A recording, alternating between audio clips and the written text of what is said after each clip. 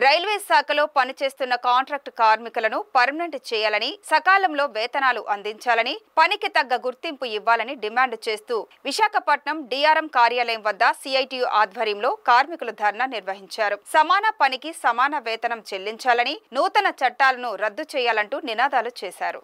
ఈ సందర్భంగా east Coast railway contract workers union Visakha జిల్లా సెక్రటరీ అప్పారావు మాట్లాడుతూ, విశాఖలో 8,000 మంది కాంట్రాక్ట్ కార్మికులుగా పనిచేస్తున్నారని, గత కొన్నాళ్లుగా వారికి మేనేజ్మెంట్ సరిగ్గా జీతాలు ఇవ్వటం లేదని, పిఎఫ్, ఈఎస్ఐతో పాటు సెలవులు కూడా మంజూరు చేయడం లేదని ఆవేదన వ్యక్తం చేశారు. అలాగే కాంట్రాక్టర్లు మారినప్పుడల్లా స్థానికంగా ఉన్న వారికి ఉపాధి కల్పించకుండా దుర్మార్గ పాలన నడిపిస్తున్నారని మండిపడ్డారు.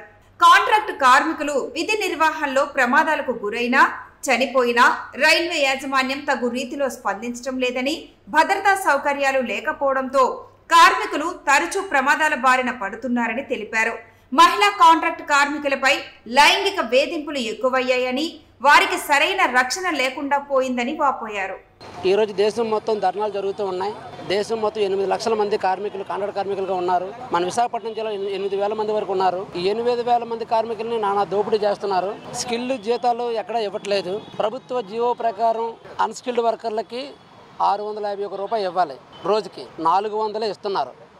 251 రూపాయలు కాంట్రాక్టర్ అధికారులు కలిపి తినేస్తున్నారు. అలాగే స్కిల్డ్కి అన్స్కిల్డ్కి కూడా వీక్లీ ఒకరోజు సెలవు ఇవ్వాలి, ఎక్కడ అమలు అవ్వట్లేదు. అది చట్టబద్ధమైన హక్కు. అది వారంలో ఒకరోజు సెలవు తీసుకోకపోతే గొడ్లాగా 27 రోజులు పనిచేస్తే గాడిన వర్కర్ భవిష్యత్తు అడిగే ఉంటుంది. ఇది పెద్ద సమస్యగా ఉంది. సెటిల్మెంటు రిటైర్మెంట్ అయినప్పుడు కాంట్రాక్ట్ ఎవడుంటే వాడి దగ్గర తీసుకోమని చెప్పి అధికారులు చెప్పడం దుర్మార్గం. ఇది నేను 40 ఎప్పుడు జాయిన్ అవుతాను, 60 దాకా పనిచేస్తాను. 20 సంవత్సరాల పని ఉంటుంది నాకు. 10 మంది కాంట్రాక్టర్లు మారుతారు. లాస్ట్ కాంట్రాక్టర్ 5,000, 10,000 ఇచ్చేసి వెళ్ళిపోతున్నాడు. ఈ 10 సంవత్సరాల ఎక్స్పీరియన్స్ని రైల్వే మేనేజ్మెంట్ బాధ్యత తీసుకోవట్లేదు, సెటిల్మెంట్ చేయట్లేదు. ఇది పెద్ద నష్టం. ఇది ఎల్లకాలం అహోరాత్రులు రైల్వేలో పని చేయించుకొని ఇంటికి పంపించడం అంటే అది ఏమాత్రం మంచిది కాదు. రైల్వే మేనేజ్మెంటే మొత్తం బాధ్యత తీసుకొని కాంట్రాక్టర్లు పక్కన పెట్టి ఎంతకాలం రైల్వేలో పనిచేస్తారో అన్ని సంవత్సరాలకు మొత్తం లెక్కట్టి లేబర్ లాస్ ప్రకారం ఇమ్మని చెప్పి డిమాండ్ చేస్తూ ఉన్నాం. అలాగే ఈఎస్ఏ, పిఎఫ్ సంబంధించి అమలు చేయట్లేదు ఎక్కడ కూడా. ఓబీహెచ్ఎస్లో సౌముఖ్ ఇంజనీరింగ్ కాంట్రాక్టర్ 4 నెలల జీతాలకు కూడా చెల్లిపోయాడు. లేబరు కమిషనరు కోర్టు తీర్పిచ్చింది అది అమలు చేయమని. డిఆర్ఎం గారికి, సీనియర్ స్టూడియో గారికి తీర్పు ఇచ్చారు, కాంట్రాక్టర్కి ఇచ్చారు.